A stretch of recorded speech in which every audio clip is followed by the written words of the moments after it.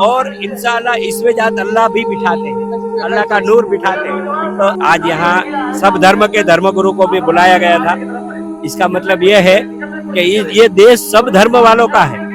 इस देश को मजहबी नाम बदलने की जरूरत नहीं है और सब मजहब वालों ने इस मुल्क को आजाद करने में कुर्बानियां दी है, वो भी तो याद रखना है। और यहाँ हम सब एकजुट रहेंगे, हम जब सबके दिलों को जोड़ते हैं और सब मजहब वालों को प्यार से एकजुट कर दिलों में मोहब्बत प्यार बढ़ाते हैं और इंशाल्लाह इसमें जात अल्लाह भी बिठाते हैं, अल्लाह का नूर बिठाते हैं। तो आपके साथ ये जो है एक आधा नंबर दे दो ताकि हम लंदन भी बार बार आते रहते हैं, लंदन हमारा आना जाना रहता है, तो आएंगे इंशाल्लाह, ये प्यार मोहब्बत बढ़ाते रहेंगे ताकि हमारा भारत और ये देश हमारा यूके के साथ भी अभी तो ऋषि सुनक आ गए हैं, तो भारत से बहुत प्यार बढ़ेंगे। आज यहाँ जो जमाते उलमाए हिंद का प्रोग्राम दिल्ली में रामलीला मैदान में जो आयोजन किया गया था, ये प्रोग्राम पूरे विश्व को और खास करके भारतवासियों को ये पैगाम देता है। आज यहाँ सब धर्म के धर्मगुरु को भी बुलाया गया था। इसका मतलब ये है कि ये देश सब धर्म वालों का है और यहाँ हम सब एकजुट रहेंगे। इसीलिए इस देश को मजहबी नाम बदलने की जरूरत नहीं है। ये भारत वर्ष है, भारत का मतलब है भरपाई करने वाला, देने वाला, सबको भरपूर रखने वाला, भरपूर देने वाला, उसको कहा जाता है भारत। तो ये अपना जो भारत देश है उसको मजहबी नाम देके उसको बदलने की कोई जरूरत नहीं है, क्योंकि यहाँ सब मजहब वाले प्यार से रहते हैं और सब मजहब वालों ने इस मुल्क को आजाद करने में कुर्बानियां दी है, वो भी तो याद रखना है। कोई खास करके एक धर्म वाले ने कुर्बानियां दी है इसीलिए ऐसा तो है ही नहीं, इतिहास देख ले। तो यहाँ अभी जो लोग इस मुल्क को, इस देश को कोई एक मजहबी नाम वाला बनाने की जो साजिशें कर रहे हैं उसको समझना चाहिए कि ऐसा न करे, क्योंकि जब ये मुल्क जो है ना, ये जगत का मालिक ने खास बनाया है, ये भी तो समझना है। क्यों? इसका प्रमाण क्या है? हिमालय का जो पानी है ना, सारे विश्व को प्यास बुझाने के लिए अपने को गिफ्ट दिया गया है ऊपर वाले ने। देखो, मैंने ये स्टेटमेंट सुना नहीं है और कहीं पढ़ा भी नहीं है, फिर भी जब आपने तो सुना होगा तब तो इतना जवाबदार टीवी चैनल से बोल रहे हैं। मोहन भागवत जी बहुत समझदार इंसान है, मैं समझता हूँ। उसने ऐसा बोला ही नहीं होगा कि यहाँ अगर मुसलमानों को रहना है तो सेकंड दर्जे में रहना होगा, ऐसा बोल नहीं सकते हैं। अगर बोला है तो ये गलत है। जब मैं मोहन भागवत जी को मिलूंगा तब उसका ये स्टेटमेंट बदलने की जरूर उसको मजबूर करूंगा और उसको समझाऊंगा कि ऐसा अगर बोला है तो। मैंने तो कहीं पढ़ा नहीं है, नहीं सुना है, लेकिन आप जब कह रहे हैं, जब आप पूछ रहे हैं, तो मैं आपको ये जवाब दे रहा हूँ कि ये मोहन भागवत जी ऐसे बोल ही नहीं सकते हैं। अगर बोला होगा तो हम उसको ठीक करवाएंगे। सर, एक स्टेटमेंट और आई थी यहाँ भी कि सारे लोगों का धर्म एक ही है अगर ईश्वर के नजदीक, लेकिन बीच में आके यहाँ पे संतों ने, गुरुद्वारों ने, मौलवियों ने इनको फिरकों में बांट दिया है। नहीं नहीं, ऐसा नहीं है। हम उसको गहराई से समझना है।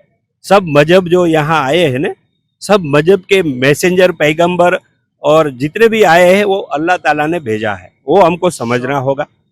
क्योंकि 1,24,000 पैगंबर जो आए हैं ना, वही अल्लाह ने भेजा है। उसमें से ये कुछ सिख धर्म के लिए भेजा, कोई हिंदू धर्म के लिए भेजा, कोई सब जो अभी 9 मुख्य धर्म है, हिंदू, मुस्लिम, सिख, ईसाई, पारसी, जैन, बौद्ध, यहूदी और बहाई, ये 9 धर्म के जितने भी धर्म के स्थापक आए हैं ना, वो ऊपर वाले ने, अल्लाह ताला ने, मालिक ने, परमात्मा गॉड ने ही भेजा है। ये अलग अलग फिरके नहीं है, ये अलग अलग मालिक के पास पहुंचने का जरिया है। वो जरिया को हमको समझना है। सब जरिया बरोबर है, सब जरिया को रिगार्ड भी देना होगा, समझना भी होगा। और हम जो जिस मजहब में हमारा जन्म हुआ है वो मजहब को समझकर पालन करना है, तब जाके हम जगत के मालिक तक पहुंच पाएंगे।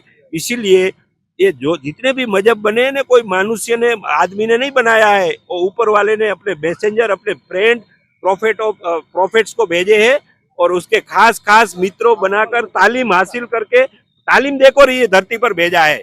ऐसा हमको समझना है। इसीलिए हम किसी को हेट नहीं करेंगे, तिरस्कार नहीं करेंगे, सबका रिगार्ड करेंगे, सब मजहबों का सम्मान करेंगे और सब मजहब वालों का भी सम्मान करेंगे, तब जाके हम इस भारत को महान भी बना पाएंगे और विश्व को भी बचाने की जवाबदारी हमारे पर रखी है भारत वालों पर, यह भी तो समझना है।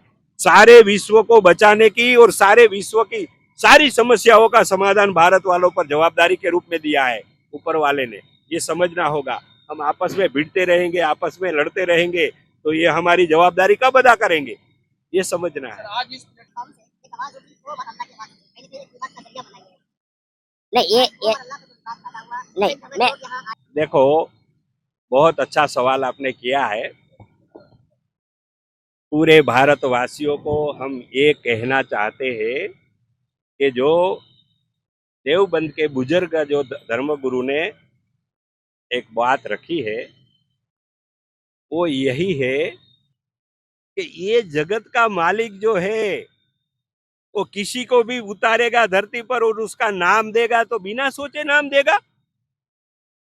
वो पहला जो इंसान इस धरती पर भेजा ने उसका नाम रखा आदम। ये आदम का मतलब तो समझो, आदम का मतलब है ये श्वास लेना, दम लेना, श्वास आदम लेना, यानी कि ये दम कोई नहीं लेगा तो जिंदा नहीं रहेगा।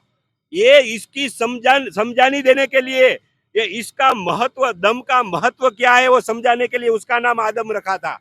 ये हम सबको समझना होगा। और दुनिया का कोई भी मजहब वाला ले लो, उसको दम यानी कि श्वास लेने बिना चलेगा। और हवा, उसकी बीबी का नाम, आदम की बीबी का नाम हवा रखा है। हवा का मतलब है ये जो हवा चलती है, ये प्रकृति नेचर जो है ना, उसको हवा कहा गया है। ये हवा के बिना भी दुनिया का कोई इंसान को नहीं चलेगा। तो ये बाबा आदम, जिसको सनातन धर्म वाला वो कह रहा था, आप लोग ओम कहते हैं उसको, इस्लाम में उसको आदम कहते हैं। आपको क्या लगता है? नहीं सुनो, मोदी साहब ने जो कहा, जो कुछ भी उन्होंने कहा, वो आप क्या सोचते हो किस तरह देखते हैं आप? मैं तो उसको सही इसीलिए समझता हूं क्योंकि मैं ये समझ चुका हूं। जिसको आदम कहते हैं ने उसको ही सनातन धर्म वाले मनु कहते हैं। और मनु जिसको वो कह रहे थे, मनु जिसको मानते हैं ओम को मानते हैं, ठीक है। अरे इस्लाम में उसको हम अल्लाह के रूप में मानते हैं, तो उसमें क्या बुराई है? वो जात दो तीन थोड़ी है, वो जात तो एक ही है। वो जात अल्लाह कहो या परमेश्वर कहो, जात तो एक ही है। वो समझा रहे थे, लेकिन समझने के लिए बड़ा समंदर जैसा दिल चाहिए, और हमारा दिल बड़ा समंदर जैसा हो गया है। इसलिए हम समझ चुके हैं कि आदम कहो कि मनु कहो, एक ही जात है। अल्लाह कहो और परमेश्वर कहो, एक ही जात है। कुछ धर्म वालों ने जो अपने जस्मात में आके जो बयान दिया है वो समझ नहीं सके। वो मदनी साहब का जो दिल की भावना है ना, वो समझ नहीं सके। वो कह रहे थे कि अरे मनु के नाम पे, आदम के नाम पे झगड़ा मत करो, ये तुम्हारा मनु और हमारा आदम एक जात है, वो जात दो नहीं है। और वो अल्लाह और तुम्हारा परमेश्वर एक ही जात है, वो दो नहीं है। वो झगड़ा मत करो और ये मुल्क को संभालो, ये मुल्क को तरक्की कराओ, ये कहने का भाव था, समझाने की कोशिश थी।